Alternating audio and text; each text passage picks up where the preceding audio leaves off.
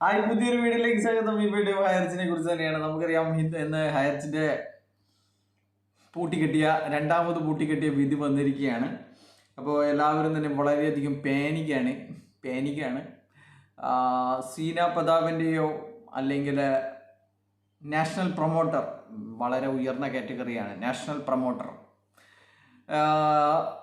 പ്രൊമോട്ടർമാരുടെയോ ഒന്നും തന്നെ വോയിസുകൾ ഒന്നും തന്നെ പുറത്തു വരുന്നില്ല എന്നുള്ളതാണ്. ആരും തന്നെ ടെക്സ്റ്റ് മെസ്സേജ് അയക്കുന്നില്ല. അതുപോലെ തന്നെ വളരെ വിരസമായി ഓടിക്കൊണ്ടിരിക്കുകയാണ് മുന്നോട്ടുള്ള നടപടികൾ. അവിടെ രസകരമായ കാര്യങ്ങളൊക്കെയാണ് നടക്കുന്നത്. അവിടെയൊക്കെ എൻ്റെ വീഡിയോകളൊക്കെ ഷെയർ ചെയ്യപ്പെട്ടു എന്നാണ്. വളരെ സന്തോഷമുണ്ട്. എന്തായാലും നമ്മൾ കഴിഞ്ഞ 10-16 മാസമായിട്ട് പറഞ്ഞുകൊണ്ടിരിക്കുന്ന കാര്യങ്ങൾ ഇന്ത്യയിൽ അത് നിയമപ്രകാരമല്ല എന്നുള്ള കാര്യം ആണ് നമ്മൾ ഇതുവരെ പറഞ്ഞുകൊണ്ടിരുന്നത്. അത് സത്യമായിരിക്കുന്നു. കോടതി വീണ്ടും പറഞ്ഞിരിക്കുന്നു. 210 ദിവസത്തിലധികമായി ജയിലിൽ കിടക്കുന്ന പ്രതാപിനെ കഷ്ടകാലം ഇനിയും വരാൻ പോവുകയാണ്. ബഡ്സ് കോടതിയുടെ വിധി പ്രതാപിനേറ്റിരിക്കുന്ന വലിയ തിരിച്ചടി തന്നെയാണ്. അതുപോലെ തന്നെ അനവധി FIRകൾ നാളെ തന്നെ കൊടുങ്ങല്ലൂർ ഒരു കേസിൽ പ്രതാപിനെ റിമാൻഡിന് വേണ്ടിയിട്ട് നാളെ കോടതിയിൽ പെറ്റീഷൻ സമർപ്പിക്കുകയാണ്. അങ്ങനെ കേരളത്തിൽ അങ്ങോളം ഇങ്ങോളം ഇനിയിപ്പോൾ മറ്റ് സംസ്ഥാനങ്ങളിൽ നിന്നടക്കം പ്രതാപിനെ തേടി പോലീസുകൾ വരുമെന്നാണ്. 3100 കോടിയുടെ കള്ളപ്പണം തട്ടിച്ച പ്രതാപനെ ഇനി ജയിലിൽ തന്നെ സ്ഥിര താമസമാക്കേണ്ടി വരും. പിന്നെ മറ്റൊരു പ്രധാനപ്പെട്ട ഒരു കാര്യം എന്ന് പറയുന്നത് PMLA കോടതിയിലെ കാര്യങ്ങൾ അവസാനിച്ചു എന്ന് തന്നെയാണ്. വക്കീലിനോട് ഇനി നിങ്ങൾ കേസ് എടുക്കണ്ട എന്നുള്ള രീതിയിൽ വക്കാലത്ത് തിരിച്ചു വാങ്ങിയിരിക്കുന്നു എന്നുള്ള കാര്യങ്ങളാണ്. PMLAയുമായി ബന്ധപ്പെട്ട് ഇവർക്ക് ഇനി 1 ഇഞ്ച് മുന്നോട്ട് പോകാൻ സാധിക്കില്ല.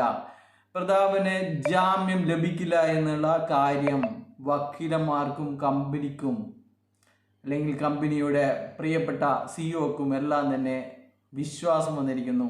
നിരവധി ചീറ്റിംഗ് കേസുകളിൽ പ്രതിയായ, കോടിക്കണക്കിന് രൂപയുടെ ചീറ്റിംഗ് കേസിൽ പ്രതിയായ ഒരാളെ അങ്ങനെ വെറുതെ പുറത്ത് വിടാൻ പറ്റില്ല എന്നുള്ളതാണ്.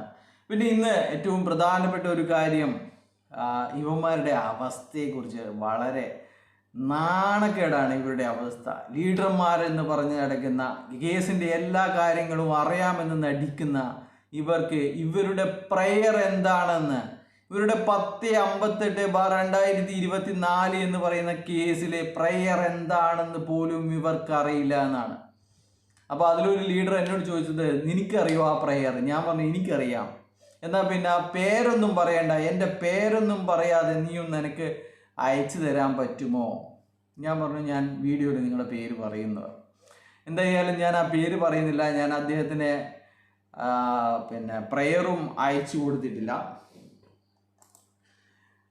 എൻ്റെ വീഡിയോ കാണുന്ന കാര്യങ്ങളൊക്കെ അറിയുന്ന നമ്മുടെ വീഡിയോ കാണുന്ന ആൾക്കാർക്ക് വേണ്ടി ആ പ്രയർ ഞാനിവിടെ വായിക്കാം.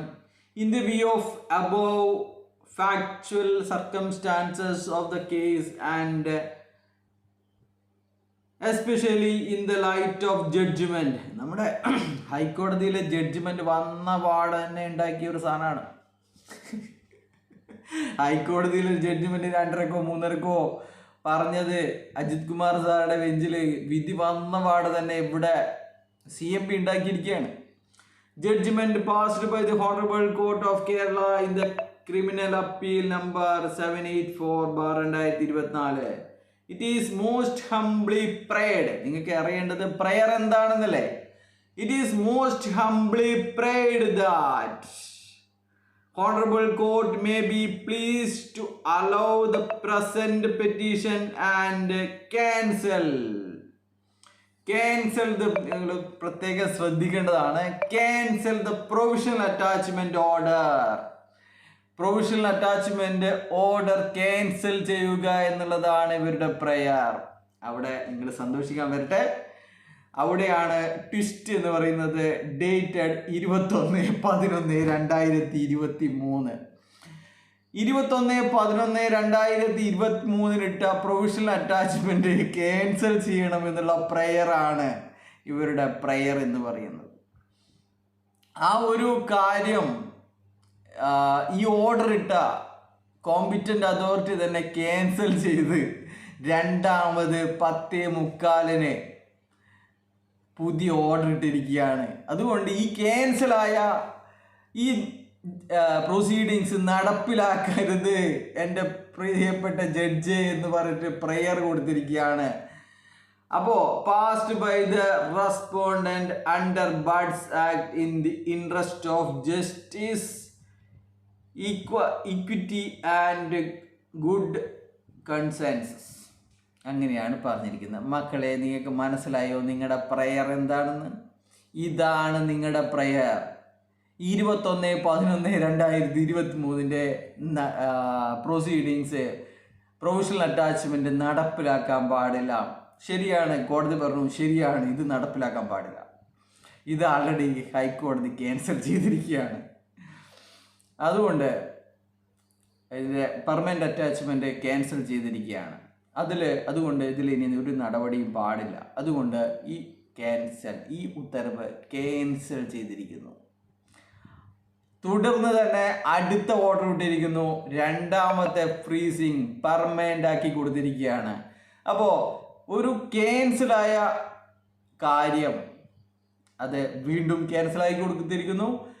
അത് പ്രൊവിഷണൽ അറ്റാച്ച്മെന്റ്, രണ്ടാമത്തെ പ്രൊവിഷണൽ അറ്റാച്ച്മെന്റ് പെർമനൻ്റ് ആക്കി കൊടുത്തിരിക്കുന്നുള്ളതാണ്. അപ്പോൾ നിങ്ങളോടൊക്കെ 1000 തവണ പറഞ്ഞതാണ്, കക്കൂസിലെ കപ്പടക്കം എടുത്തിട്ട് ഓപ്ഷൻ വെച്ചിരിക്കുകയാണ് എന്നുള്ള കാര്യങ്ങൾ. നിങ്ങൾ അന്നേരമൊന്നും നിങ്ങൾ മനസ്സിലാക്കിയിട്ടില്ല.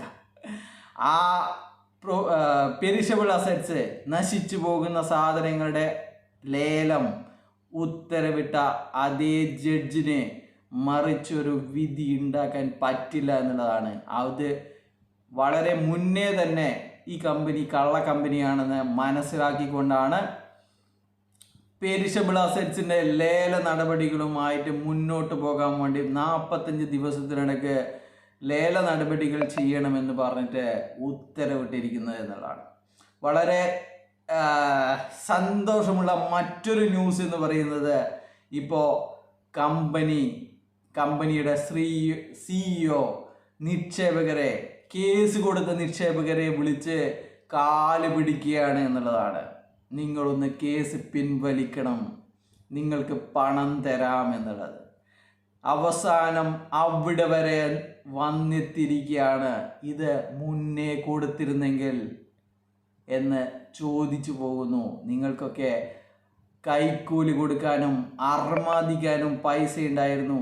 8 കോടിയോ 10 കോടിയോ പിരിച്ച സമയത്ത് ഈ പാവങ്ങളുടെ ലക്ഷങ്ങൾ കൊടുത്തു തീർക്കാമായിരുന്നില്ലേ? ഇവരെ 1 വർഷം തീ തുന്നിക്കണമായിരുന്നു. ചോദിക്കുകയാണ്. ഇനിയെങ്കിലും ഇവരുടെ പണം തിരികെ കൊടുക്കുക എന്ന് തന്നെയാണ് പറയാനുള്ളത്. കമ്പനിയെ വിശ്വസിച്ച് നിന്ന ഒരു നായ കേസ് കൊടുക്കരുത് എന്നും കൂടിയുള്ള അപേക്ഷയുണ്ട്. ബൈ.